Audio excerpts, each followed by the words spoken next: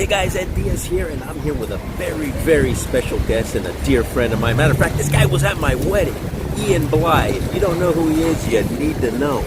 So we're going to talk, he's a communication specialist, okay, among many, many things. If you've never heard of the Enneagram, that's something you should absolutely Google, because this guy is an expert at it. And not only did he change a lot of my bad behaviors and kind of baggage that I had in the past, but he's also been my coach for many, many years. He's helped me, particularly in the linguistic part of things, and that words really do matter, and that what we say does impact other people. So today we're going to talk about should. Like you shouldn't, or you should. And don't should on yourself, right? We've heard that a lot of times.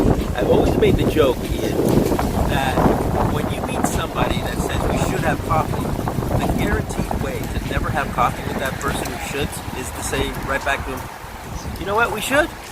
It'll never happen.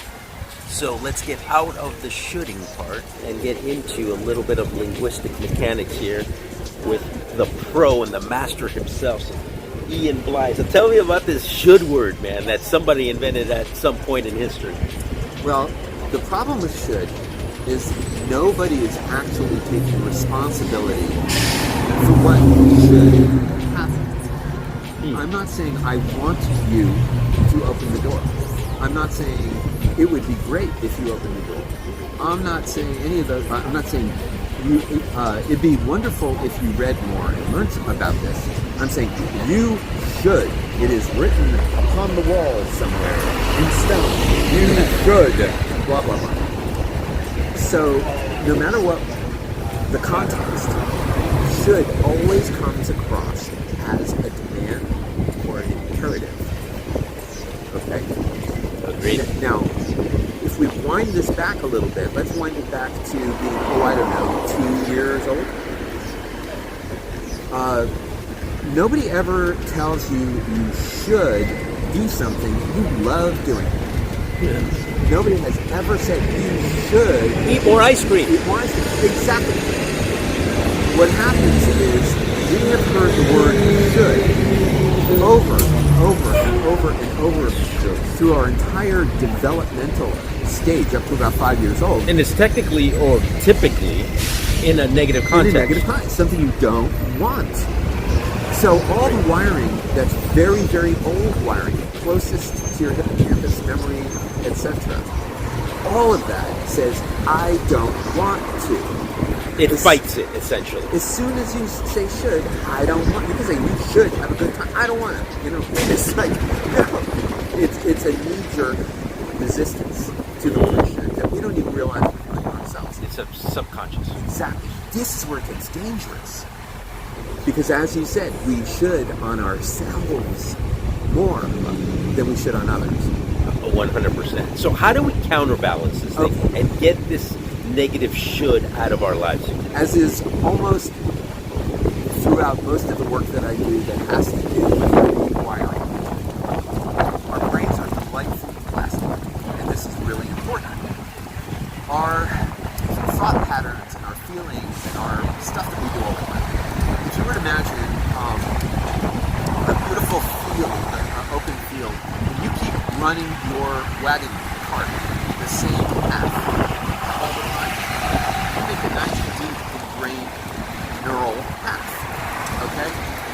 Over time, it gets myelinated with proteins that say, don't think any other way. Go this way. This is your. It gets ingrained. It gets ingrained. Exactly. The only way to get your wheel up out of that rut and start making a new path into the woods is you have to stop yourself, hit the brakes, and then literally push yourself into a new path. So the first thing you need to be able to do is, how the heck do you stop yourself?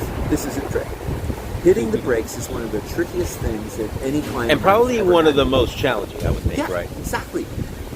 Because, you know, if you get a chock under the tire before your car starts rolling down the driveway, it won't roll down the driveway. But as soon as it starts rolling down the driveway, and you try and stick the chock under, it's kind of too late. It's going. It can go right over it. So the earlier in the process you get that chock under the wheel, the earlier you hit the brakes, the less damage.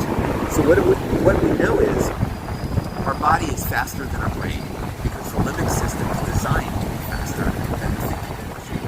You've got to be able to jump out of the way of a bear. You don't have to go, gee, I wonder if this bear has good intentions. Or not, right. Yeah.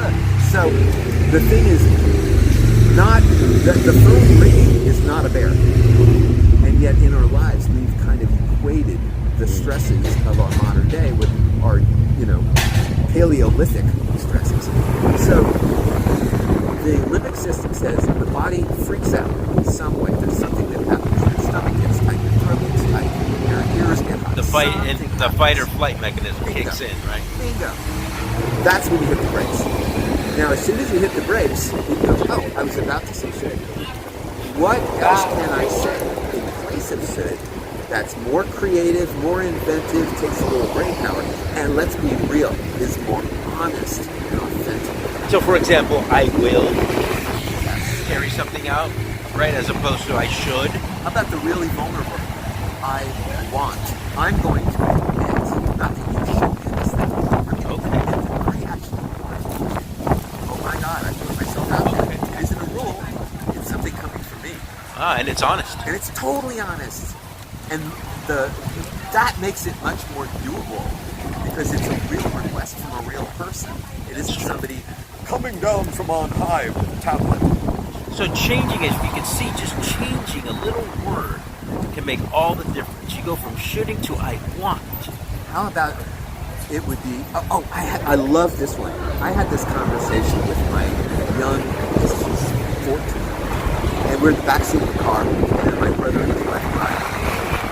And they're trying to decide whether to get in now before or after. That would be burger, by the way.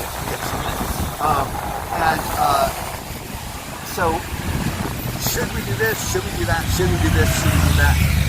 And bless her heart, my niece pipes up from the back seat. I think it would be a great idea if we went to the burger place first so that we had food in case there's traffic. We already have our food. Completely bypassed should. It would be a really good idea if. That's simple. She picked it up instantly. And I tell you what a great way to flip it to collaboration if you think about it. Now all of a sudden everybody's collaborating as opposed to just everybody throwing out opinions or should. Mandates, absolutely. So Ian, how do people get a hold of you to further this communication on a personal level? Okie doke. Thankfully, I've been doing this for 5 million years, so I'm almost all literally. But so you can absolutely Google my name, IANBLEI, and lots of stuff will come up right there. Phone number, address, blah